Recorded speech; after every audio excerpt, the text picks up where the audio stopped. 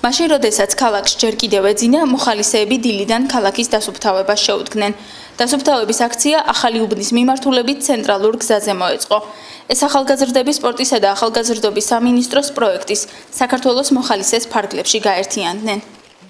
სულ რაღაც 2 კვირა რაც შეიქმნა ჩვენი ჯგუფი და ვაკეთებთ საზოგადოებისთვის სასიკეთო საქმიანობას. მე ვთვლი რომ ეს მართლაც რთული პროფესია.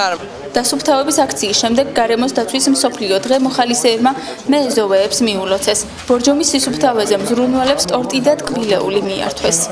ძალიან სასიამოვნოა, რა თქმა უნდა, ახალგაზრდობიდან მოდის ასეთი ენერგია, არის იმისის რომ ქალაქი იყოს სუფთა და იყოს ყოველთვის ჩვენი ქალაქი ყოველთვის ჩვენ თუ არ გავუფრთხილდით, სხვა ვინ უნდა მეტად თუ ვინ გავუფრთხილდება. გარემოს დაცვის დღის აღნიშვნა ბორჯომში თემატური ფოტო და ხატვის კონკურსით გაგრძელდა. პირველი, მეორე და მესამე ადგილების მიხედვით გამოვლინდნენ გამარჯვებულები. მოხალისეებთან ერთად ღონისძიების თანაორგანიზატორი და ფინანსური მხარდამჭერი იყო ბორჯომ-ხარაგაულის ეროვნული პარკი.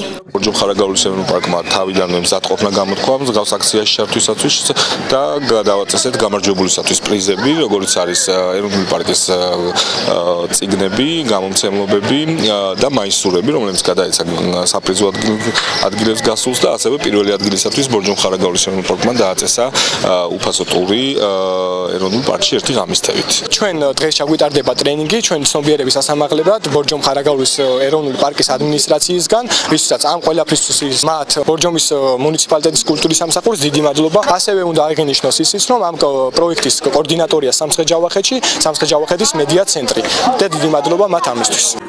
5 ივნისს გარემოს დაცვის საერთაშორისო დღე ყოველწლიურად აღინიშნება. ამ დღეს ბორჯომიც ყოველთვის უერთდება.